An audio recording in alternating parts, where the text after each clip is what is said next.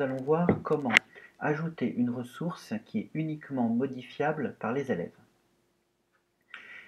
Et ce qu'il faut savoir avant tout, c'est que cette ressource doit être, c'est un traitement de texte en docx, c'est un tableur en XLSX, et si c'est un diaporama en PPTX. Si vous utilisez Word, Excel ou PowerPoint, ça ne pose pas de souci.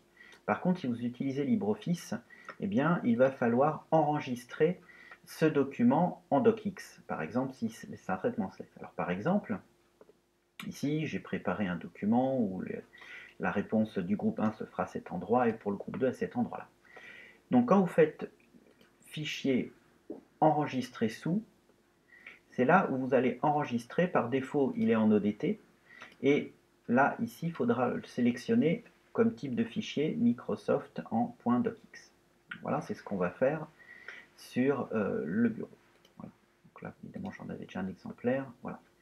Donc ça, c'est bon. Donc, dans mon dossier partie 3, là où je veux ajouter une ressource modifiable, je vais faire ajouter et je vais pouvoir faire fichier, ajouter des fichiers et mon fichier en question, voilà, hop, je vais pouvoir l'ajouter. J'ai préparé ici aussi, par exemple, un tableur Excel et j'enregistre. Mais j'aurais pu aussi choisir une solution encore plus simple.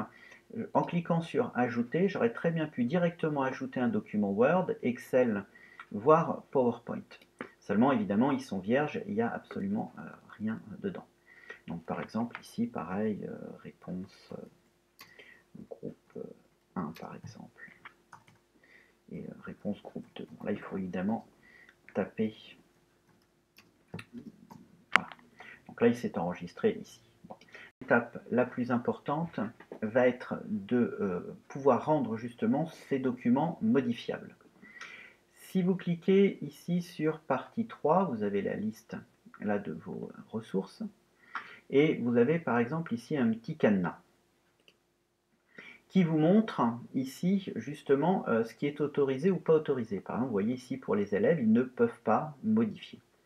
Donc pour pouvoir rendre justement cette modification possible, il suffit ici de cliquer sur les trois petits points, de faire modifier les autorisations, et là vous voyez on va pouvoir cocher pour élèves modifiés, voilà, et en enregistrant,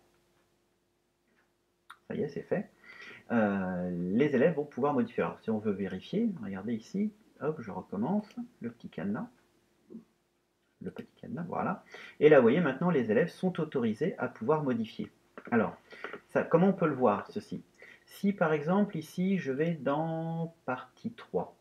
Vous voyez ici, alors là, le problème, c'est que j'ai une vue enseignant, mais je peux aussi proposer une vue élève. Regardez. Ici, sur le petit bonhomme, là, je suis en enseignant, mais je peux mettre vue comme un élève. Voilà. Donc, si je clique ici sur ressources, et que j'ai accès à mes ressources de la partie 3, vous voyez ici, si je clique sur ce document dont je n'ai pas modifié les propriétés, eh bien, vous voyez que l'élève, là, puisque c'est une vue élève, il peut que télécharger ou voir le document, il ne peut pas le modifier. Par contre, celui-ci, là, je l'ai rendu, comme je vous l'ai montré tout à l'heure, modifiable. Et là, vous voyez l'élève, il peut cliquer sur modifier et aller modifier le document en question Excel. Là, c'était en l'occurrence un exemple où les élèves par groupe doivent compter des phénotypes de mouches drosophiles. Voilà. Donc tout simplement, il faudra évidemment pour les autres documents faire exactement la même chose. Par exemple, vous voyez ici, là pour le document que j'ai créé, pareil. Donc je vous le remontre une dernière fois, c'est quand même relativement simple. Donc on clique sur le dossier qui contient les ressources que l'on veut modifier. Ah oui, alors là évidemment j'ai une vue élève, je ne peux pas modifier. Donc il faut que je retourne sur la vue prof, bien sûr. Voilà, la démonstration est quand même intéressante, pour ne pas oublier justement de repartir sur une vue prof. Et donc par exemple ici, voilà, donc là lui je vais voir le modifier. Donc je recommence, le petit cadenas, ici.